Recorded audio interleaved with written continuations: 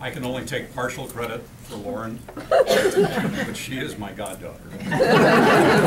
And isn't she good? Yeah. Very nice. Very nice. If you don't know me, my name is Gary, and I collected a lot of Marge stories over the years. Like Lauren, I know that there's nothing that Marge loved more than a family get-together, and I'm certain she's here with us now. And like Bill said, she would be a little embarrassed because she was humble and down to earth, and she blushed easily. And she's probably a little teary because she always was a big softie, very emotional. She could sometimes be a little impatient. Is it time for lunch yet? Can we go for a ride? Am I supposed to go with you? She wasn't fancy, she was practical, she could be a hard-headed German. And about this time in the proceedings, she would probably be thinking, okay, we've grieved, we've cried, and now we have to move on. Girls who grow up on farms know that in every life there is a season. But she loved getting together. Can't you just hear, oh, you kids, oh, you kids? And she'd turn a little red, and she'd smile up at you, those girlish eyes. If you came close, she might reach out and slap you on the arm or grab your hand as you walked by. She wasn't a talker, but that was her way of saying, I'm happy and I love you. If you asked her how she wanted to be remembered, she'd say, as kind, giving, like my mother. If you asked her how she looked back on her life, she would say, almost in wonder, I had fun. She had a great smile, a quick wit, she loved a good story, and she loved to share a laugh. And so in the next few minutes, I want to do that for Marge one more time. Tell some stories, share some laughs, and maybe tear up just a little. Marge had many, many blessings in her life. She said the most important influences on her were a kind and gentle mother and a hard-working father. She said her best friends growing up were her sisters, and that they stayed close and friends, always, except when they weren't talking. Which happened when somebody had their period and somebody else had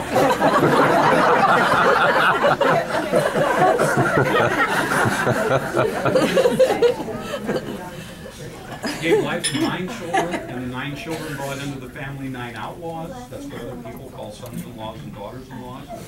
And that led to 26 grandchildren and 11 soon-to-be 12 great-grandchildren. So the current tally, just kids, grandkids, and great-grandkids, you're at 46 and counting, which is pretty good for somebody who started out Lutheran but became a very prolific Catholic. 9 children, 9, and boy did she beat the odds. Each one a good person, not a bad apple in the bunch. Well, one factor.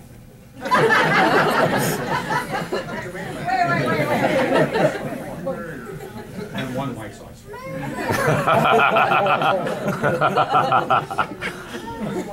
9 children, all friends, who kept in touch, who kept coming home, who kept the family together. And because of her children, Marge was able to stay in her home until the very end. But being able to remain in her home probably added several years to her life. And all of her children helped, rotating in periodically for a day, a weekend, or more, to give Marlene some time off. But Marlene was there most days, most nights, and for the duration, and that was not easy. So Marlene, you were a blessing to your mother. God bless you. Absolutely.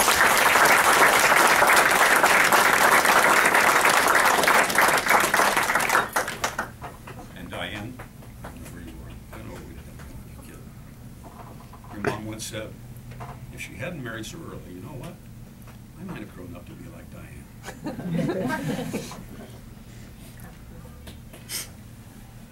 I married into the family a long time ago, and as the years passed and Marge and I got to know one another, I developed an enormous respect for her punchlines.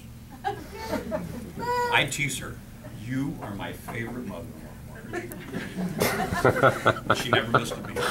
You're my favorite son-in-law, Wayne.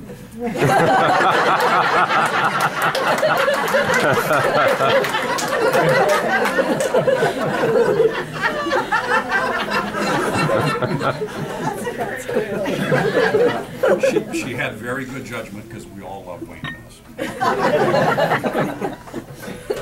Kathleen and I took Marge to dinner one night a few years ago, and as I helped her out of the car, I said, "Hey, look, tonight's menu special is oxtail." And she never missed a beat. Oh, good.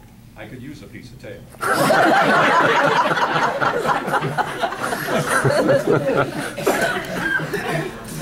She told me once that your hair's just like mine. And I said, you know, it's hereditary. I got it from one of your daughters. She said, so did I.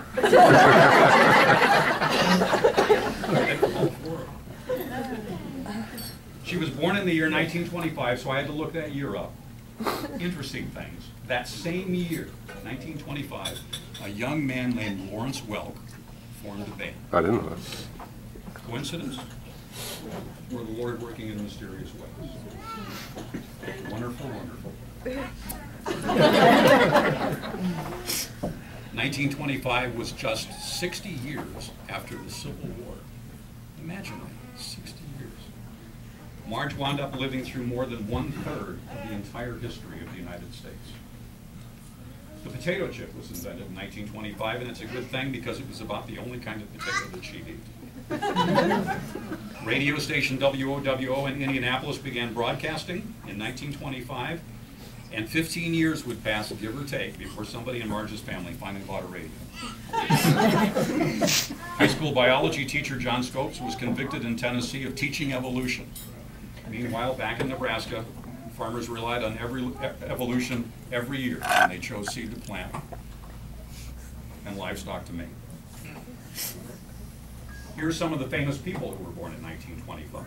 Paul Newman, Hal Holbrook, Jack Lemmon, Yogi Berra, Tony Curtis, Barbara Bush, Merv Griffin, Donald O'Connor, Peter Sellers, Margaret Thatcher, Dick Van Dyke, Rod Steiger, the astronaut Scar Carpenter, Johnny Carson, Richard Burton, and Robert Kennedy. And Marge outlasted almost all of them. On her birthday last year, we asked Marge how old she was, and she 102? Oh, you're 85 today. She gave me that little girlish smile again and said, you know, I only feel 84. Marge said one of her earliest memories was Christmas when she was 5. No radio, no record player, but somebody had an accordion. Everyone sang. The Christmas tree had real candles. In her youth, Christmas presents were few. A doll had to last a long time. And one year her gift was going to be a small bottle of perfume. Her parents had hidden it under straw in the barn, and it froze and it broke. The gift had to wait till next year. She had a bad ear from an accident, and at 13 was sent off by herself on a train to faraway Mayo Clinic in Minnesota for a series of surgeries. She was there for weeks. How many of us could imagine doing that with one of our children today? Margie was brave, and she was strong. In rural Nebraska back then, telephones had no dial, and so you couldn't have a phone number. There were no numbers. Everybody was on a party line, and you knew that the call was for the Morlock farm if you heard 3 long rings. Billy said the farm still had a wooden wall phone, and the number was still 3 long rings when he was a boy. We know that she loved to dance and that it cost just 10 cents to get in to see Lawrence Welk live when his band came to a nearby town. And we know she never got over Lawrence Welk. You might not know this. She told me that she knew her father, who was a quiet man, really cared because he was willing to drive her to town, to sit in the car and wait for hours, and then drive her home so that she could go to a dance. And one of her favorite memories was one night when, to her great surprise, her dad came in and danced with her. She was 16 and in town with friends when Pearl Harbor was bombed. And they went to a nearby tavern to listen to the radio as the world changed forever. She was always sentimental, always a collector of good grief. You should see her house. One of the schoolgirl treasures that she kept was an old autograph book signed by friends and relatives. mostly from the years 1936